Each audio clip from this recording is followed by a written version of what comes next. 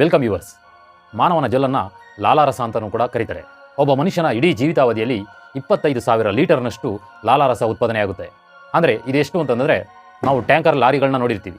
ಒಂದು ದೊಡ್ಡ petroleum tanker ಲಾರಿನಲ್ಲಿ ಆ ಟ್ಯಾಂಕ್ನಲ್ಲಿ ಎಷ್ಟು ಪೆಟ್ರೋಲ್ ತುಂಬೋದೋ ಅಷ್ಟು ಲಾಲಾರಸ ಕೂಡ ಉತ್ಪಾದನೆಯಾಗುತ್ತೆ.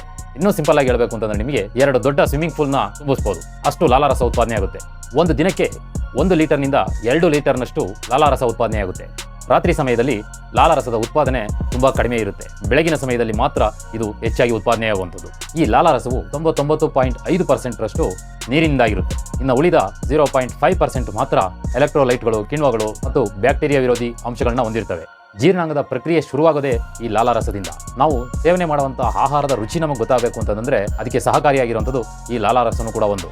ನಮ್ಮ ದೇಹದಲ್ಲಿ ಎಲ್ಲೇ ಗಾಯಗಳಾದ್ರೂ ಕೂಡ ನಮ್ಮ ಬಾಯಲ್ಲಿ ಆಗುವಂಥ ಗಾಯಗಳೇನಿದೆ ಅದು ತುಂಬ ಬೇಗ ಗುಣವಾಗುತ್ತೆ.